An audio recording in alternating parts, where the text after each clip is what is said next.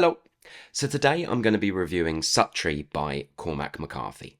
I recently reviewed Cormac McCarthy's latest book, The Passenger, and that got quite a lot of views, and a vast amount of people in the comments section said I had to check Suttree out. So, after like the 30th person mentioning it, I went straight out and I bought it. Now, I am by no means a McCarthy mega fan, but I mean, I've only read 4 books by Cormac McCarthy to date. So that is The Road, Blood Meridian, The Passenger, and this one. This book is about death, really, and about being alone and surviving on your own, and about the outsider, being an outsider and living with the outsiders of your community.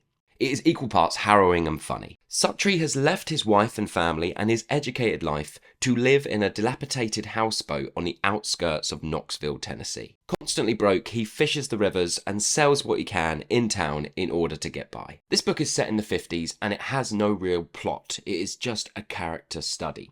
We follow Suttree as he meanders around this forgotten and neglected community as we meet this kind of web of acquaintances and friends that he has, most of whom are thugs, thieves, drunks, and just general down and outs. Suttree is in general a little smarter, a bit more wise than his friends and acquaintances, which gives you a nice kind of balance throughout the novel. We're not really supposed to like Suttree's friends or the people of this community, I don't think.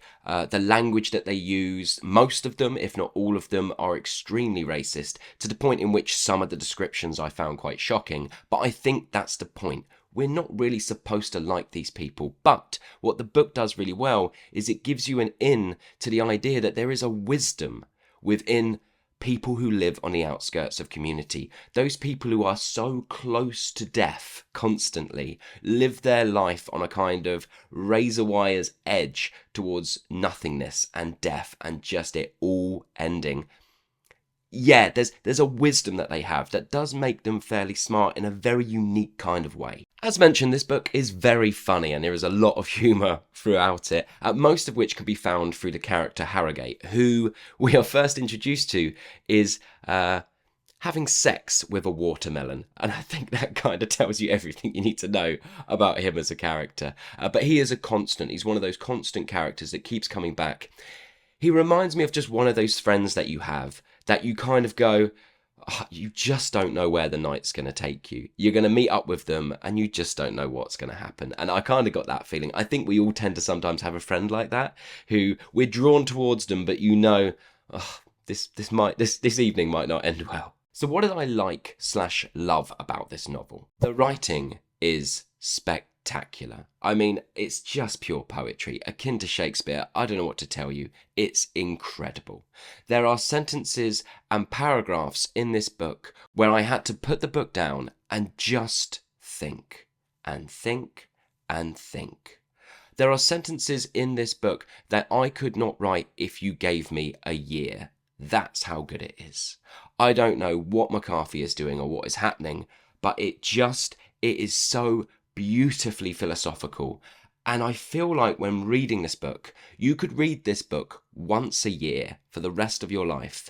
And through each stage of your life, you would get something different from this book. That's how good the writing is.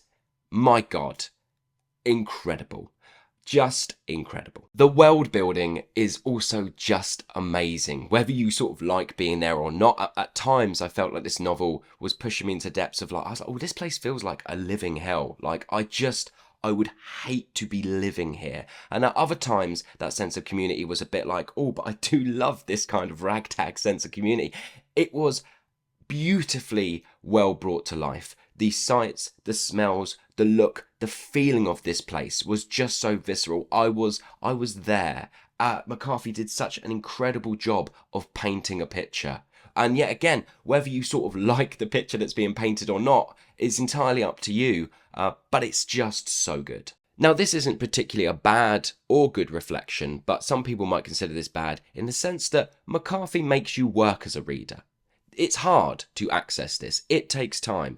It forces and it challenges you as a reader with both the content and the layout and the way it's written. And I think some people just will not gel with it. It is not an easy ride. So that is neither bad nor good, but I think it is always good in a review, especially of McCarthy, to point that out, because you might be the kind of reader who is trying to expand your horizons a little bit, and you're sort of stepping into McCarthy, and you might be like, I am hating this. And that's not really on you. That's just the fact that maybe, with your reading experience, what you get enjoyment from when it comes to reading isn't being challenged as much as McCarthy does indeed challenge his readers. In a similar vein, I will say that this is a very long book. It's just under 600 pages with no real plot. We just plod along from one thing to the next as we kind of get deeper into this world, deeper into Suttree's mindset, that of his colleagues and his friends, and the kind of philosophical musings that take place throughout. It is, of course, a character study book that is made to make you think, but with no real plot. And I think if you are a reader who demands some kind of narrative thread to keep things going, then yet again, you're not going to enjoy this. Now let's talk about the bad. And I want to get quite serious for a moment because I am asking you, BookTube, to help me out. I'm not necessarily the smartest penny, so I want you to kind of point me where I'm going wrong. Now, there are a lot of racial slurs in this piece of literature. Many of them. All of the ones that maybe come from characters of the community I can understand, whether I'm repulsed by maybe some of the descriptions used in it, or whether I'm kind of taken back by how some of the characters talk about people of colour. I'm kind of fine with it. It's set in the 50s. Those people existed. That is their thoughts and feelings. It is of a time. Okay, I don't have to like it, but I can get on board with it. What I can't get on board with is the omniscient narrator using racial slurs, the N-word, to describe elements of the black community in this town. I think it's on 2 or 3 occasions. I didn't write anything down or cite anything down, but maybe 2 or 3 occasions where the omniscient narrator, who is the objective voice, just telling us and describing and then diving into Suttree's thoughts, that omniscient narrator uses racial slurs to describe communities of people. And I don't understand. I don't understand that. I didn't get it. It felt unnecessary. It was justified when coming from a character, but why would the narrator use racial slurs? It doesn't, it almost feels like, and I know it's not that, I truly believe McCarthy is too smart of a writer for it to be that, but it feels like when you read it, when the narrator says it, that it's McCarthy's voice telling you or using that racial slur. Does that make sense? So I didn't get it. And it really affected me. It really got me. Now, maybe I'm being too sensitive, but that's just who I am. So, if you can hate me for that if you want to, but I didn't get it. I really didn't get it. So I am asking BookTube to help me out. Why would there ever be an instance when the narrator, who is normally quite objective, especially in this story, they're just beautifully and poetically painting this place and beautifully bringing Suttree to life and getting inside his mind? But it's not Suttree, it's not the other characters in this moment using that language. It's the narrator, and I didn't get it. And it really sort of affected, I couldn't let it go. So once, like maybe the second or third time it happened, I can only really remember one time in my head where it was like midway point.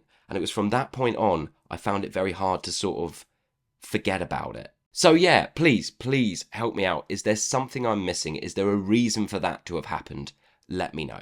So if I'm to push that aside, that narrator thing aside, which I'm finding hard to push aside, but if I was, I would say that this book was excellent / at times utterly fantastic. Now, as I said in my previous review of The Passenger, I am still quite an advocate of plot. So if you could include all of this beautiful writing, the poetry of it, the magic of it, and give me something a little more to hang on to narratively, then it would be 5 stars, outstanding, incredible, but it doesn't have that. So it's not a perfect read for me. It's not 5 stars, outstanding. It is 4 stars. However, what I mentioned previously about that narration thing has sort of put it down to a 2 and a 3 because I just don't understand it. But as said, if I am to push that aside, this book was excellent. And it does not take away from the fact that some of the writing in here is some of the best I've ever read. It's just truly incredible. Pure poetry. Anything that can make me put a book down and spend a whole day thinking about a paragraph, huge thumbs up, huge thumbs up. So yeah, a little disappointed in that other stuff, But overall, I want to thank everyone who recommended me to pick this up, because there is stuff in it that I will just remember forever, and I think I will come back to this.